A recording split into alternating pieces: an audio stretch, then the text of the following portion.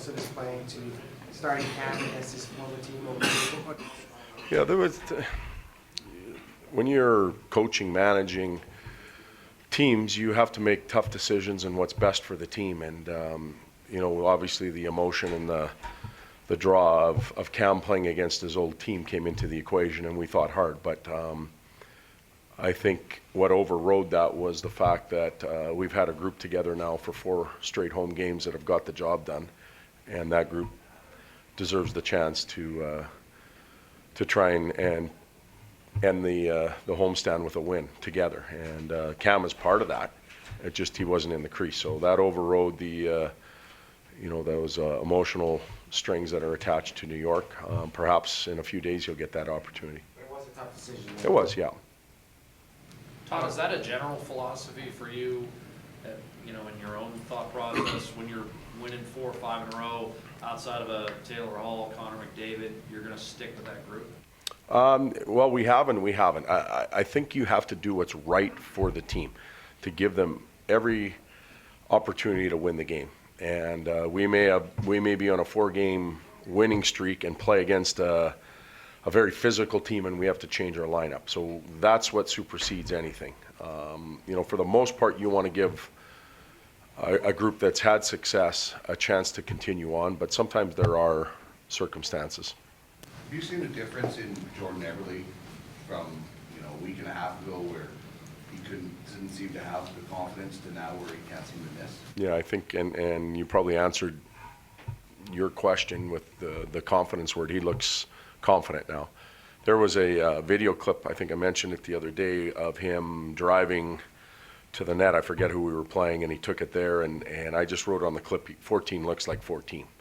And that was the first time that I had done that since he's been back. So he looks, as I remember him at the World Championships and all the years playing against him, he looks confident, he looks slippery, he looks dangerous. He's now looking back at me on the bench. He ain't put me out there, where before maybe that didn't happen as much. So that shows signs of confidence. Did you have to say anything to him at all? We talked a little bit, but nothing. It's hard when you're a player coming back at the beginning of the year off an injury, and you have to figure out what you can or can't get away with again. And he's now engaged physically, and he's playing better. Todd, this idea of being close to a playoff spot, you keep saying that it's not anything you talk to the players or stress to the players about. Is that, it's not in any of the motivation you use, and this group is close? Nope. It's yesterday's, when I look back, yesterday was about fixing some of the things that we didn't do well against San Jose. There was a reward component for the things that we did do well. There was zero talk of, geez, we're here, we're there in the standings. There isn't anything when it comes to that. There won't be anything tonight. We're playing in the middle of December. We're about a third done our schedule. There's a lot of hockey left, and there's a lot of improving that has to continue to happen, and that'll be the focus. So if it's not part of the messaging from the coaching staff, but for some of these players that were 15 points out at this point last year, do you sense that they see the carrot there? They're picking up on it, yeah. The media's talked about it enough, and they pick up on it. I hear some of their comments, but and that's good for them. We want them to be engaged in that, but we're not evaluating our group and our performances based on the chase for a playoff spot. It's based on the performance and what we do well or don't do well. Todd, you coached against Alain Vigneault when he was in Vancouver, now in New York. Are his team, do they play a similar style than what he did in New York? How different are they? There's a lot of similarities. First of all, I think AV is a tremendous coach, and congratulations on 1,000 games. Tonight, I think he's going to play that. Is that correct? Yeah. That's a direct reflection on how talented he is, I think, as a coach. And there are some similarities. The game has changed since he's gone a little bit. So that you see changes, but they're well prepared. They can beat you in many different ways. It's just a hard team to play against. They've got some real good ingredients, and he uses them well.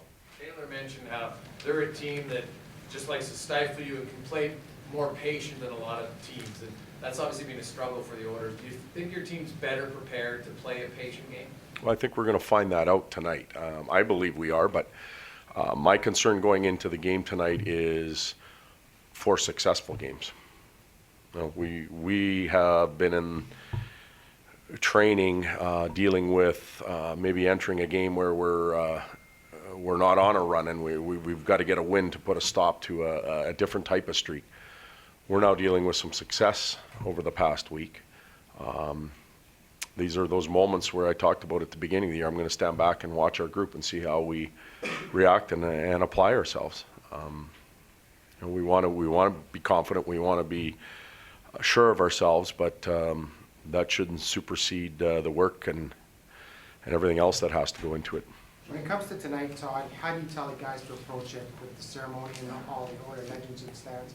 Do you say to block it all out and worry about the game, or take it all in and try and use that as well? Well, first of all, we laid out a schedule for them yesterday, so there's no surprises coming to the rink. Secondly, I would like them to take it in. I think there's value in that.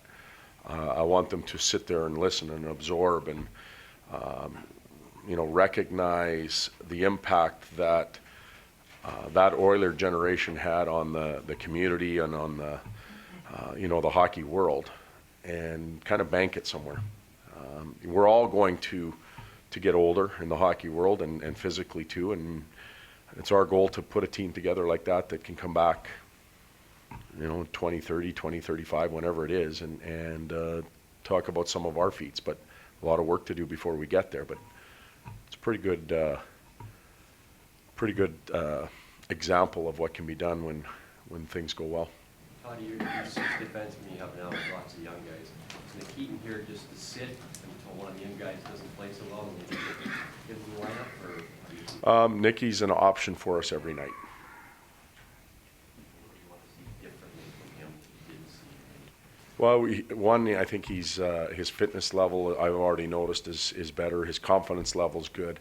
It speaks a lot about an individual when he's sent to the American League, and he performs well and he's committed, as was reported to me. So I think that's real positive. I want to see him come in, and I think he can help us offensively. I'm not worried about that part of it. We'll see how he handles speed and defensive play, and that will be the test for him. 2 of your new players, guys who helped me this year, Draisaitl and Nurse, also happen to be 6'2" and bigger. This team's always had lots of speed, lots of talent, but they haven't had a lot of size. How does it change your club to have a couple of key guys that are also big guys? I think it helps us immensely. We want to have what the sexy word in the NHL is heavy, I think, and possession heavy, whatever it is. We want to have that and have that available to us. JJ's supplied that for us. Luke Gazdic, when he's in the lineup, supplies that for us.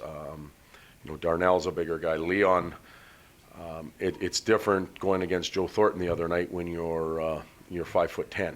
When you're 6'2" and you're a big, strong guy, you have you even the physicality field off with a guy like Jumbo. So it's nice to have that size, but the size has to use it and it has to be effective. Thanks, Todd. Okay, bye-bye.